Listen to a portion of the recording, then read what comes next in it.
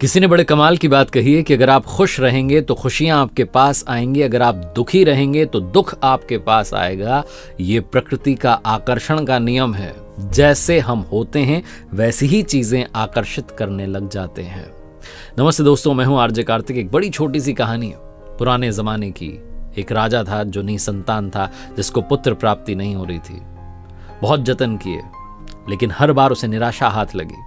किसी ने उसे सलाह दी कि आपके ही राज्य के किसी छोटे बच्चे की बलि चढ़ा दीजिए, आपको पुत्र प्राप्ति हो जाएगी। राजा को आइडिया बहुत पसंद आया। उसने कहा बहुत बढ़िया, ऐसा ही कुछ कर लेते हैं, क्योंकि अब तक सब कुछ कर लिया, कुछ बात तो बनी नहीं।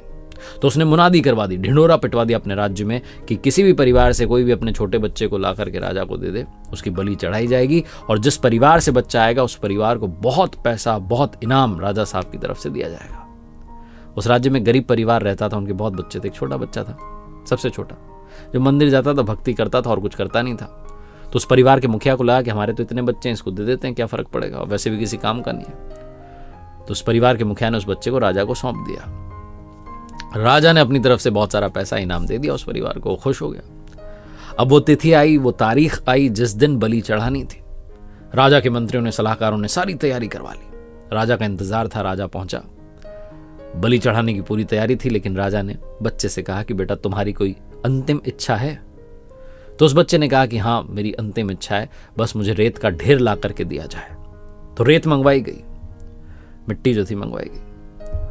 उस बच्चे ने फटाफट से 4 छोटे छोटे घर बना दिए, ढेरियां बना दी ऐसी। और उसके बाद उस बच्चे ने पहली वाली ढेरी को, जो पहला मकान उसने बनाया, उसको गिरा दिया।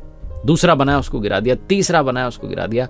और चौथे के सामने हाथ जोड़ करके बैठ गया, आंखें बंद की, प्रार्थना की, और उसके बाद बोला राजा से कि अब मेरी बलि चढ़ा दो, जो करना है कर लो।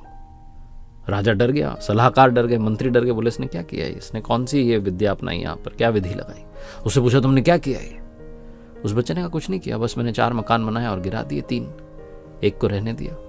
राजा ने पूछा तुम क्या चाहते हो, मेरा सर्वनाश हो जाए? तुम ये चाह रहे हो कि तुम्हारी बलि के बाद मैं भी खत्म हो जाऊं?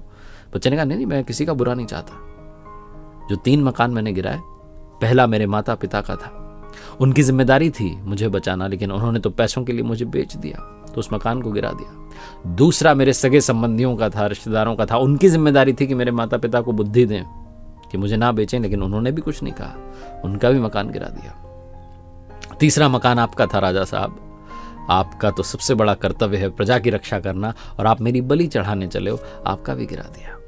चौथा वाला तो मेरा मंदिर है, मेरे परमात्मा का, अब उन्हीं से मेरी जो है आशा बची है। उनसे मैंने कहा कि अब जो होगा आप देख लेना, मैं आपकी शरण में हूं। राजा की आंखें खुल गई। उसे ये रियलाइज हुआ, महसूस हुआ कि कहीं ऐसा ना हो कि इसकी बलि चढ़ाने के बाद भी बेटा प्राप्त नहीं हुआ तो क्या करूंगा। राजा ने उस बच्चे को ही अपना बेटा मान लिया, उत्तराधिकारी घोषित कर दिया, और पूरे नगर में, राज्य में ढिंढोरा पिटवा दिया कि अगले राजा मिल गए। उस परिवार का मुखिया बस मन में जो है एक निराशा लेकर के ही रह गया। छोटी सी कहानी जिसका सार ये समझाता है कि अगर आप उनकी शरण में चले गए तो वो कभी भी आपका अहित नहीं होने देंगे।